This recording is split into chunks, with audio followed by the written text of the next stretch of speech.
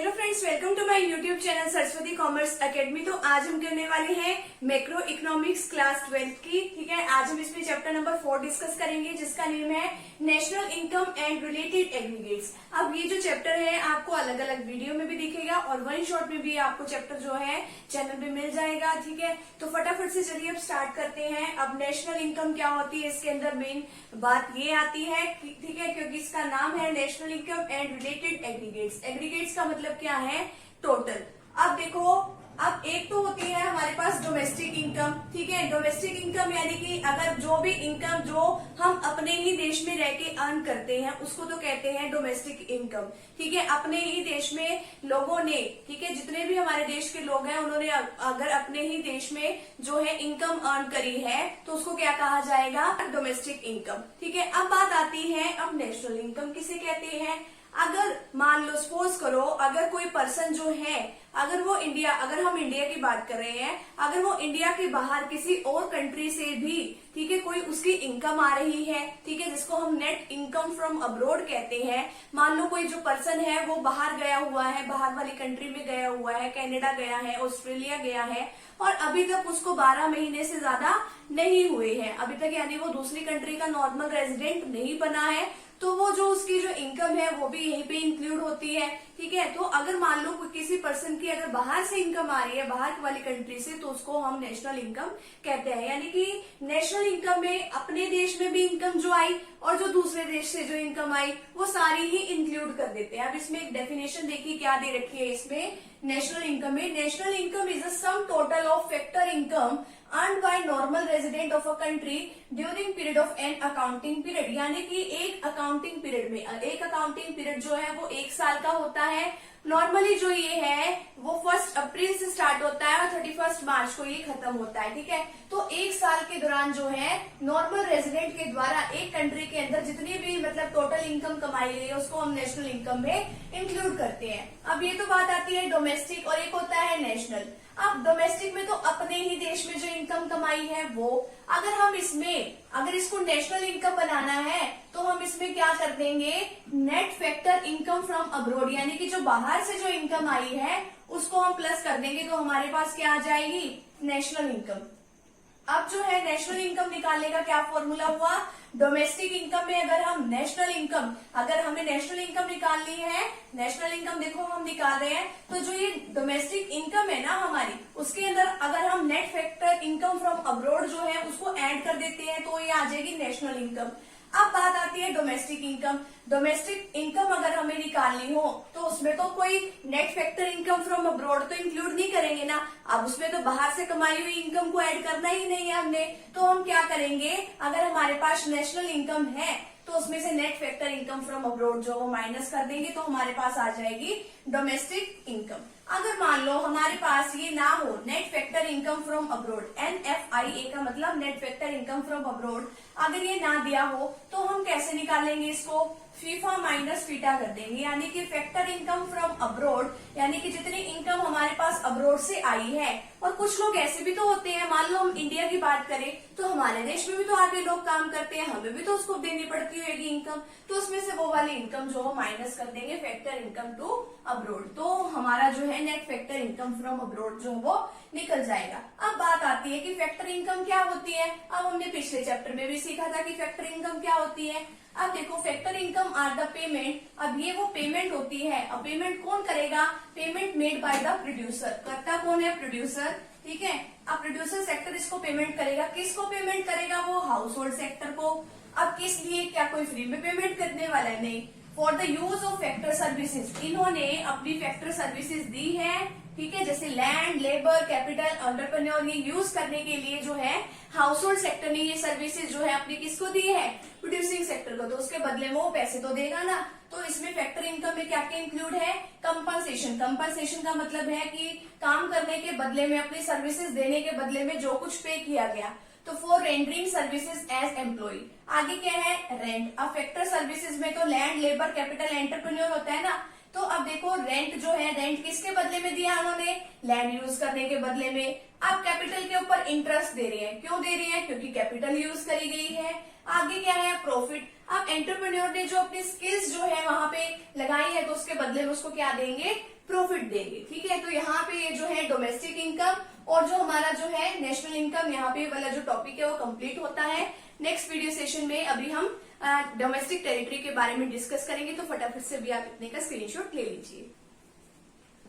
Next जो हमारा video session है उसमें क्या टॉपिक है, domestic territory of a country. अब डोमेस्टिक टेरिटरी क्या होता है, अब देखो अगर हम किसी से पूछे कि डोमेस्टिक टेरिटरी क्या है, तो वो क्या रिप्लाई देगा कि जो हमारे देश की जो भौगोलिक सीमा है, यानी कि जो फिजिकल जो टेरिटरी है, जहां पर हम आसानी से जो है जा सकते हैं, लोग आसानी से आ जा सकते हैं, गुड्स का आसानी से ट्रांसफर हो सकता है, मनी का आसानी से ट्रांसफर हो सकता है, जिसके ऊपर कोई भी लीगल बाउंडेशन नहीं है, तो उसको क्या कहा जाएगा, उस देश की लीगल मतलब डोमेस्टिक टेरिटरी कहा जाएगा। ठीक है, लेकिन इतना सा ही मीनिंग नहीं है, इसके थोड़ा सा और कंसेप्ट है, वो अभी हम इसमें स्टडी करेंगे। ये छोटा सा ही टॉपिक है।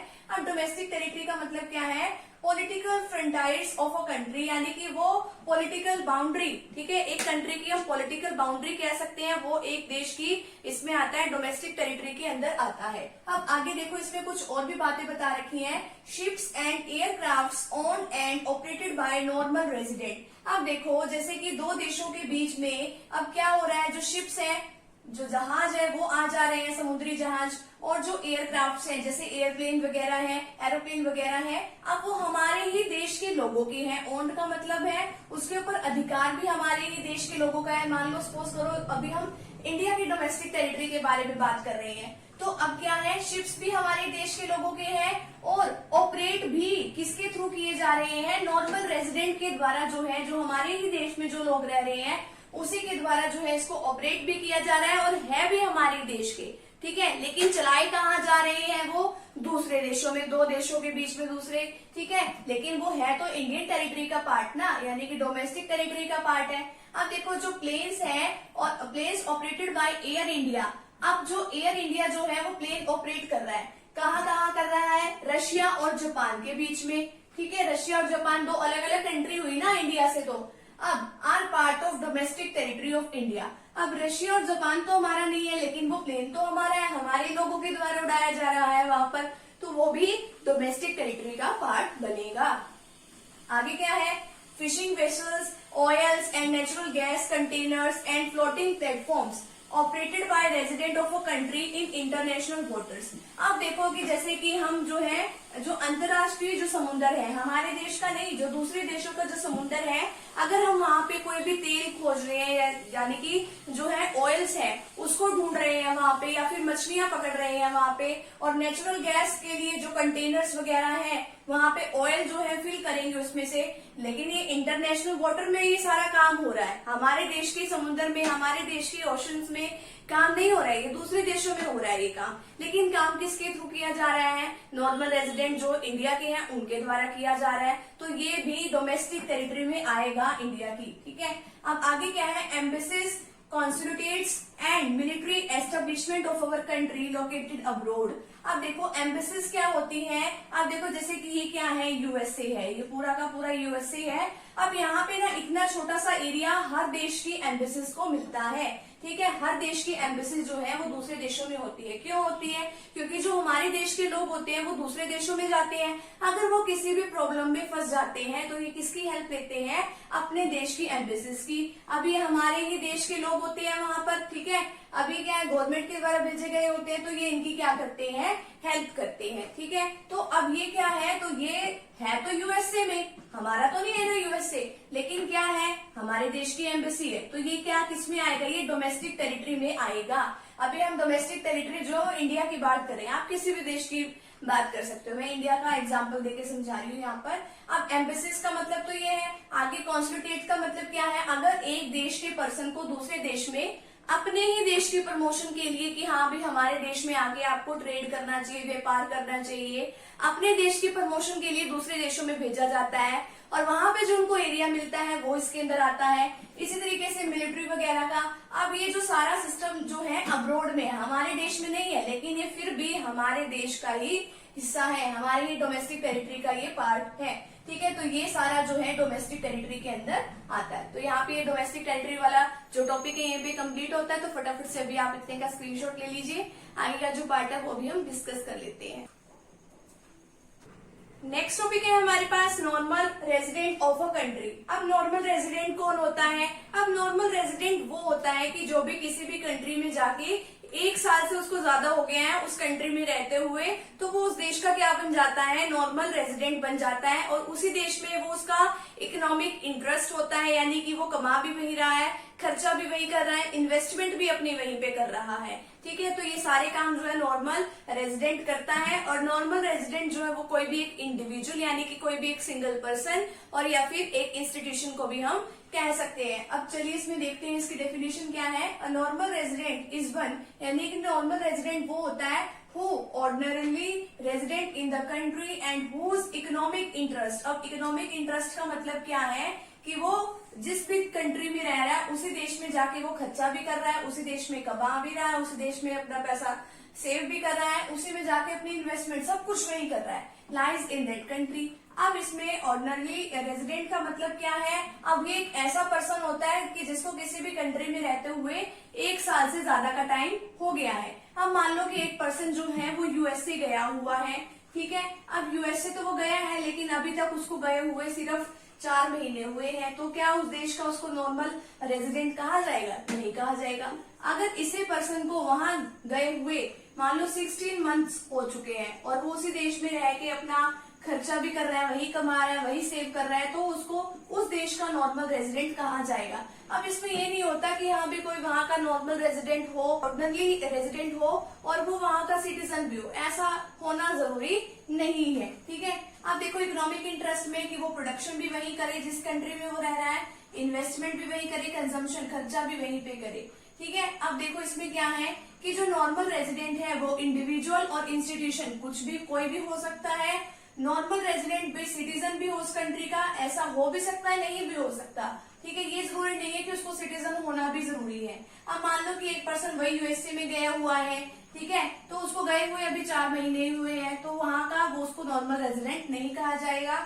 अब देखो जो जापानीज हैं, जो जापान के लोग हैं, वो टूरिस्ट बन के हमारे यहाँ पे आए हुए हैं पिछले 3 महीनों से, तो उसको नहीं कहा जाएगा क्योंकि अभी तक उसको 1 साल नहीं हुआ है।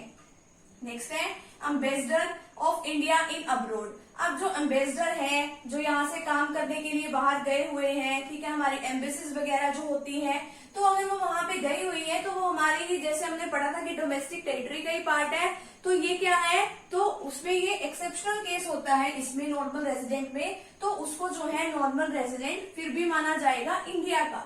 ठीक है, नेक्स्ट है foreigner visited India for medical treatment. अब जो फॉरनर है, बाहर के जो लोग हैं वो आए हुए हैं इंडिया में ट्रीटमेंट कराने के लिए, ट्रीटमेंट कराने के लिए आए हुए हैं या घूमने फिरने के लिए आए हुए हैं, तो उसको नॉर्मल रेजिडेंट नहीं कहा जाएगा। ठीक है, अब आगे क्या है, Indian working in Indian embassies in USA. मैंने बताया ना कि अगर ये जो है एम्बेसडर है या फिर जो एम्बेसीज वगैरह जो होती हैं, अब ये दूसरे देशों में होती है हमारी एम्बेसीज, अगर ये कहीं पर भी है तो उसमें काम करने वाले जो वर्कर्स हैं तो उसको इंडिया का ही नॉर्मल रेजिडेंट माना जाएगा। ठीक है, तो ये सिर्फ इंडिया के पॉइंट ऑफ व्यू से भी मैंने बात करी, आप किसी भी कंट्री के पॉइंट ऑफ व्यू से बात कर सकते हैं। तो यहाँ पे वाला जो टॉपिक है यहीं पे कंप्लीट होता है, तो फटाफट से भी आप इतने का स्क्रीनशॉट ले लीजिए, आगे का जो पार्ट है वो अभी हम डिस्कस कर लेते हैं। इस वीडियो सेशन में हम ग्रोस, नेट और फैक्टर कॉस्ट, अब जो फैक्टर कॉस्ट और जो मार्केट प्राइस है उसके बारे में अभी हम डिस्कस करेंगे। अब देखिए, अब जो ग्रोस है और नेट है, अब यहाँ पे देखिए gross and net, domestic and national, आगे क्या है प्रोडक्ट, प्रोडक्ट तो हमेशा क्या रहता है हमारा सेम रहता है, और इधर क्या है market price and factor cost. ठीक है, अब ये जो है डोमेस्टिक और नेशनल ये हम पहले ही डिस्कस कर चुके हैं। अब डोमेस्टिक में अगर हमें डोमेस्टिक निकालना है तो हम जो है नेशनल इनकम में से जो net factor income from abroad है उसको माइनस कर देंगे, और अगर जो है हमें नेशनल इनकम निकालनी है तो उसमें क्या करते हैं, डोमेस्टिक में हम क्या ऐड कर देंगे, net factor income from abroad जो है वो ऐड कर देंगे। ये तो हमारा कंसेप्ट पहले ही क्लियर हो चुका है। अब बात है ग्रोस और नेट। ग्रोस से नेट कैसे निकालते हैं? अब जब भी आप कोई नया सामान लेते हो तो उसकी वैल्यू क्या होती है, ज्यादा होती है। ठीक है, मान लो आपने एक मोबाइल फोन जो है परचेज किया है, ठीक है। अब वो कितने का है, 10,000 रुपीज का। अभी 2-3 साल के बाद उसकी जो वैल्यू है वो क्या हो जाएगी, कम हो जाएगी ना। तो जो उसकी वैल्यू जो कम हो जाएगी उसको क्या कहेंगे, अब आज के टाइम में जो उसकी वैल्यू हो गई है, ठीक है, आपने 2-3 साल पहले खरीदा था तो कम होगी ना उसकी वैल्यू। अब उसकी वैल्यू कितनी रहेगी, 4,000 रुपीज की रहेगी। तो अब यहाँ पे देखिए इसमें क्या ऐड है, अब यहाँ पे जो इसकी वैल्यू कम हो गई है, ये 10,000 से 4,000 हो गई है। किसकी वजह से कम हुई है ये वैल्यू, हमारी डेप्रिसिएशन की वजह से जो है हमारी वैल्यू कम हुई है। यानी कि ग्रोस में क्या ऐड है, डेप्रिसिएशन ऐड है, लेकिन नेट में हमारी डेप्रिसिएशन ऐड नहीं होती है। अब यहाँ पे देखिए कि अगर हमें जो है क्या निकालना है, नेट निकालना है। अगर हम नेट निकालेंगे तो आपको पता है कि इसके अंदर क्या ऐड नहीं होती, डेप्रिसिएशन ऐड नहीं होती, तो ग्रोस में से हम डेप्रिसिएशन माइनस कर देंगे। और अगर हमें मान लो ग्रोस निकालना है तो जो नेट है हमारे पास उसमें डेप्रिसिएशन ऐड कर देंगे। इसमें तो सिर्फ इतना सा फर्क होता है, ग्रोस और नेट में जो नेट है उसमें डेप्रिसिएशन ऐड नहीं होता, लेकिन इसमें ग्रोस वाले में डेप्रिसिएशन ऐड होता है। डेप्रिसिएशन को आगे कई नामों से जाना जाता है, consumption of fix capital, replacement cost of fix capital, तो इन्हीं नामों से इसको जाना जाता है। जब आपके प्रैक्टिकल क्वेश्चंस आएंगे तो उसमें नाम जो है किसी भी तरीके से आपका क्वेश्चन जो है वो आ सकता है। आगे क्या है, market price and factor cost. अब मार्केट प्राइस और फैक्टर कॉस्ट जो है,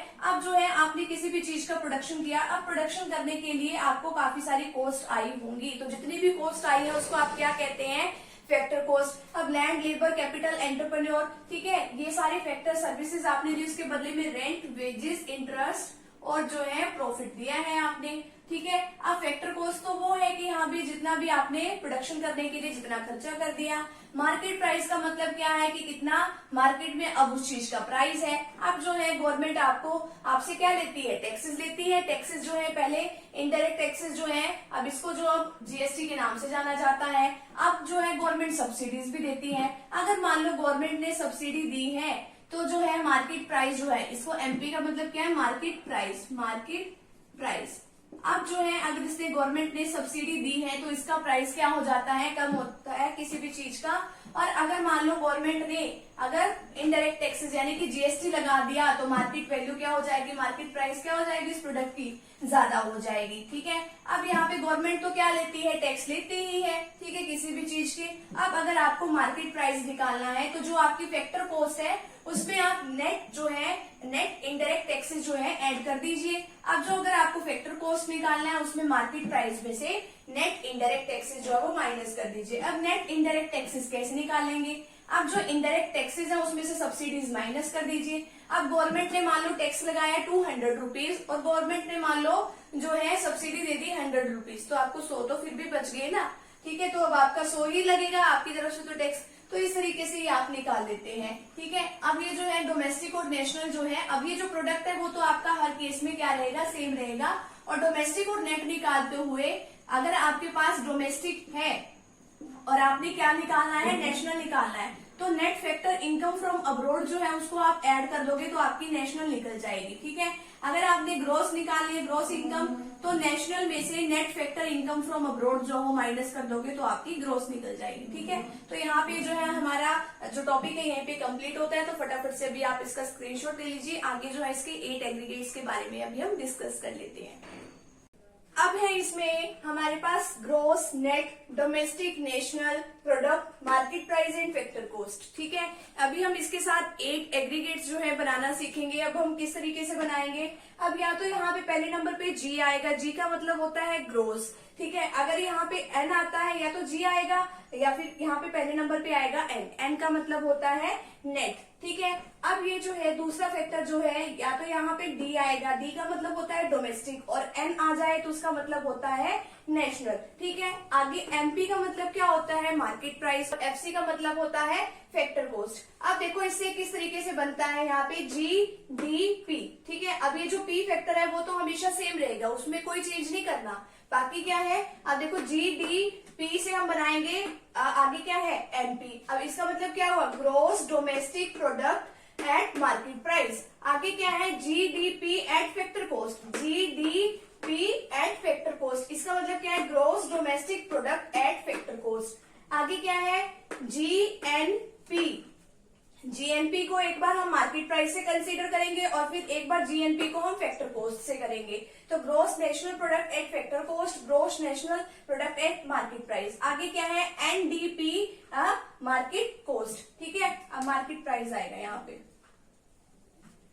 एनडीपीएमपी। अब इसका मतलब क्या है, net domestic product at market price. आगे क्या है, एनडीपीएफसी, इसका मतलब है net domestic product at factor cost. NNP MP का मतलब है net national product at market price. NNPFC का मतलब है net national product at factor cost, ठीक है। तो ये हमारे 8 एग्रीगेट्स है। अब इसको हम 1 बाय 1 जो वो डिस्कस करेंगे। तो पहले आप इतने का स्क्रीनशॉट ले लीजिए। अभी जो 8 एग्रीगेट्स है वो इन्हीं के थ्रू बने हैं और ये जो है इनकी एक्सप्लेनेशन जो है वो पहले ही हम इसकी डिस्कस कर चुके हैं, ठीक है। तो फटाफट से भी आप इतने का स्क्रीनशॉट ले लीजिए।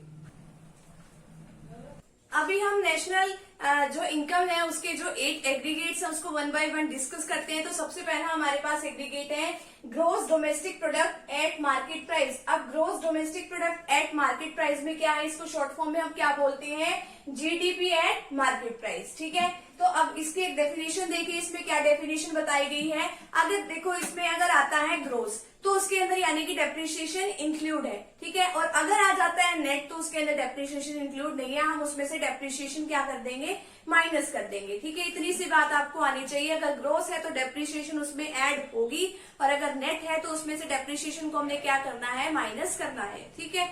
तो अब इसमें क्या बताया गया है, जीडीपी एट मार्केट प्राइस यानी कि डोमेस्टिक प्रोडक्ट है इसका मतलब। अब आगे देखो, it is the market value of final goods. Final goods का मतलब है कि जो कि बनके तैयार हो चुकी है, ठीक है। It is the market value of final goods, जो फाइनल गुड्स की जो मार्केट में जितनी भी वैल्यू है या फिर सर्विसेज की जो वैल्यू है produce with in the domestic territory of a country. और जो कंट्री की डोमेस्टिक टेरिटरी में ही जो कुछ हमने गुड्स या फिर कोई भी सर्विसेज जो है प्रोड्यूस की है तो उसकी मार्केट वैल्यू बतानी है, ठीक है। और इसके अंदर क्या होता है, इंक्लूसिव ऑफ डेप्रिसिएशन का मतलब क्या है, इसके अंदर डेप्रिसिएशन की वैल्यू क्या होती है, इंक्लूड होती है, ठीक है। अब आगे देखो, जैसे टाइम टू टाइम आप किसी भी गुड्स को यूज करोगे उसकी वैल्यू क्या होती जाएगी, कम होती जाएगी, ठीक है। तो इसी वजह से जो नेट वैल्यू होती है उसमें डेप्रिसिएशन एक्सक्लूड होती है। एक्सक्लूड का मतलब उसमें इंक्लूड नहीं होती, तो उसमें से डेप्रिसिएशन को क्या करना है, माइनस करना है। और ये जो डोमेस्टिक टेरिटरी है उसका एक अलग से टॉपिक है जो स्टार्टिंग में हमने किया था, डोमेस्टिक टेरिटरी वाला भी किया था और क्या किया था हमने, नॉर्मल रेजिडेंट वाला भी किया था। तो इसमें तो ये बताया गया है कि एक अकाउंटिंग पीरियड के अंदर जितने भी मतलब गुड्स या फिर सर्विसेज जो है उसका प्रोडक्शन हुआ है और उसका बताना है उसकी मार्केट वैल्यू क्या है, ठीक है। उसकी जितनी भी मार्केट वैल्यू होती है और उसमें क्या इंक्लूड होता है, डेप्रिसिएशन इंक्लूड होता है। आगे क्या है, net domestic product at market price, NDP at market price. अब आगे देखो, it is a market value of final goods and services. अब ये मार्केट वैल्यू तो है ही है क्योंकि ये मार्केट प्राइस बता रखा है। Produced with in the domestic territory of a country, same definition लिखनी है लेकिन इसमें हम चेंज क्या करेंगे, इसमें तो क्या था, डेप्रिसिएशन इंक्लूड था और इसमें क्या है, एक्सक्लूसिव ऑफ डेप्रिसिएशन, यानी कि इसमें डेप्रिसिएशन इंक्लूड नहीं होता। सेम डेफिनेशन लिखनी है जीडीपी की और जीडीपी एट मार्केट प्राइस और नेट जो है domestic product at market price, इसकी सेम लिखनी है। सिर्फ फर्क किसका करना है, डेप्रिसिएशन का। आगे क्या है, gross national product at market price, GNP at market price. It is the market value of final goods and services. अब ये जो है फाइनल गुड्स और सर्विसेज की वो मार्केट वैल्यू इसमें बतानी है, produced by the normal resident of a country. अब हमने नॉर्मल रेजिडेंट का भी सीखा था कि नॉर्मल रेजिडेंट कौन होते हैं, तो जितना भी मतलब नॉर्मल रेजिडेंट जो है किसी भी कंट्री का उसके द्वारा बनाया गया, उसके द्वारा बनाई गई जितनी भी गुड्स और सर्विसेज की वैल्यू है, ठीक है, उसका मार्केट प्राइस बताना है। अब इसमें क्या बात थी, ग्रोथ था तो इसमें डेप्रिसिएशन भी इंक्लूड होगी। अब आगे क्या है, net national product at market price, NNP eight market price. अब इसमें क्या होगा, इसमें होगा तो सेम क्योंकि यहाँ पे ग्रोस नेशनल प्रोडक्ट था और यहाँ पे क्या है, नेट नेशनल प्रोडक्ट। बाकी तो सारी डेफिनेशन सेम लिखनी है लेकिन यहाँ पे इंक्लूड थी डेप्रिसिएशन, इसमें क्या है, एक्सक्लूसिव है। एक्सक्लूसिव का मतलब इसमें डेप्रिसिएशन इंक्लूड नहीं है। It is the market value of final goods and services produced by the normal resident of a country exclusive of depreciation, ठीक है। तो बस इसमें इतना सा ही फर्क है। अभी हम जो है हमारे 4 एग्रीगेट्स और रहते हैं, अभी हम उसको भी डिस्कस कर लेते हैं। आगे इसके 5th पॉइंट पे क्या है, gross domestic product at factor cost. अभी तक हमने किया क्या था, इसके मार्केट प्राइस पे किया था। अब बात आती है फैक्टर कॉस्ट के। फैक्टर कॉस्ट क्या होता है? अब हम ना जब हम प्रोडक्शन करते हैं तो प्रोडक्शन करते टाइम हमें लैंड, लेबर, कैपिटल, एंटरप्रेन्योर ये सब चाहिए, तो उसके बदले में क्या देना पड़ता है हमें? लैंड के बदले में रेंट देना पड़ता है, लेबर के बदले में वेजेस या उनको सैलरी देनी पड़ती है, ठीक है। आगे कैपिटल के बदले में उसको इंटरेस्ट भी देना पड़ता है, एंटरप्रेन्योर को हमें प्रॉफिट भी देना पड़ता है, ठीक है। तो अब इसमें क्या है, तो उससे रिलेटेड हम इनकम को इसमें कैलकुलेट करेंगे। It is the sum total of factor cost incurred on the production of final goods and services within domestic territory of a country inclusive of depreciation। अब इसमें क्या है, किसका इंक्लूजन होता है? अगर हम ग्रोस की बात करते हैं तो उसके अंदर डेप्रिसिएशन इंक्लूड होता है, और एक किसके अंदर बात की गई है? With in domestic territory of a country, यानी कि अपने ही देश की जो टेरिटरी में जो भी चीजें आती है, अगर हम कोई भी प्रोडक्शन करते हैं तो उसके रिगार्डिंग जो भी अगर हमें इनकम रिसीव हो रही है, ठीक है। अब जैसे कि इसमें क्या क्या मिलता है हमें? रेंट, आगे वेजेस, आगे इंटरेस्ट, फिर एंटरप्रेन्योर को क्या मिलता है? प्रॉफिट, ठीक है। तो उसमें तो बात थी कि हाँ भी जो मार्केट प्राइस में इसमें बात है फैक्टर कॉस्ट। अब फैक्टर कॉस्ट से जो फैक्टर इनकम आ रही है वो ये सब है। आगे क्या है, अगर हम इसमें ग्रोस की बात कर रहे हैं तो डेप्रिसिएशन क्या होगा? इंक्लूड होगा। अब देखो net domestic product at factor cost. अब नेट डोमेस्टिक प्रोडक्ट की बात की है तो इसके अंदर भी with in domestic territory of a country. अब इसके अंदर मेन बात क्या आती है कि इसमें क्या होगा? इसका एक्सक्लूसिव होगा। किसका एक्सक्लूसिव? डेप्रिसिएशन का। यानी कि जब भी आप ग्रोस की बात कर रहे हैं तो इसके अंदर डेप्रिसिएशन हमेशा इंक्लूड होगा, और अगर आप इसकी बात कर रहे हो, नेट की बात कर रहे हो, तो डेप्रिसिएशन उसमें कभी भी इंक्लूड नहीं होगा। It is the sum total of factor cost incurred on the production of final goods and services, यानी कि फाइनल गुड्स और सर्विसेज मतलब उसका प्रोडक्शन करने के लिए फैक्टर कॉस्ट जितनी भी आ रही है उन सभी का टोटल। आगे क्या है? Gross national product at factor cost, GNP at the factor cost. अब इसमें तो क्या था? Within domestic territory of a country. इसमें क्या है? Normal resident of a country. अब अगर आपको डोमेस्टिक समझना हो, नॉर्मल समझना हो, तो आप दोबारा भी समझ सकते हैं, वीडियो को थोड़ा पीछे करके देख लीजिए, तो उसमें भी जो है और अलग से भी सेपरेट भी वीडियो बनेगी इसके लिए, नॉर्मल की और इसकी डोमेस्टिक टेरिटरी की। तो आपको इजीली समझ में आ जाएगा कि नॉर्मल के अंदर कौन कौन इंक्लूड होता है और डोमेस्टिक टेरिटरी में क्या क्या इंक्लूड होता है। It is the sum total of factor cost incurred on the production of the final goods and services by normal resident of a country. अब इसमें भी यही बात आ गई कि इंक्लूसिव ऑफ डेप्रिसिएशन, क्योंकि बात किसकी थी? ग्रोस की। अब बात आती है नेट की। Net national product at factor cost. अब इसमें क्या है? Sum total of factor cost incurred on the production of final goods and services by normal resident of a country. सिर्फ इन दोनों में पता है क्या फर्क होता है? ग्रोस, अगर इसमें ग्रोस डोमेस्टिक की बात आ रही है और ग्रोस नेशनल की बात आ रही है। अगर डोमेस्टिक है तो देखो चारों केसेस में डोमेस्टिक वाले में क्या किया है? Domestic territory of a country, ठीक है। और इसमें नेशनल वाले में क्या किया हमने? Normal resident of a country. अब ग्रोस वाले में क्या है कि जो डेप्रिसिएशन है वो इंक्लूड होती है, लेकिन नेट वाले में क्या है? डेप्रिसिएशन कभी भी इंक्लूड नहीं होती है। और आपको पता है फैक्टर कॉस्ट के बदले में जो फैक्टर इनकम रिसीव होती है वो ये सब है, ठीक है। अब इस लास्ट पॉइंट में भी यही है, normal resident of a country exclusive of depreciation, यानी कि इसमें डेप्रिसिएशन इंक्लूड नहीं होता है, ठीक है। तो ग्रोस और नेट का तो इतना छोटा सा ही फर्क है। तो आप उम्मीद है कि आपको ये सारा टॉपिक जो है, ये सारा चैप्टर इजीली समझ में आ गया होगा। तो फ्रेंड्स, अगर आप चैनल पर न्यू हो तो चैनल को प्लीज सब्सक्राइब कर दीजिए, वीडियो को लाइक कर दीजिए और बेल आइकन को प्रेस जरूर कर दीजिएगा, ताकि आपको आगे आने वाली वीडियोस का नोटिफिकेशन मिलता है। तो फटाफट से भी आप इतने का स्क्रीनशॉट ले लीजिए। मिलते हैं नेक्स्ट टॉपिक के साथ या नेक्स्ट वीडियो के साथ। Thank you very much.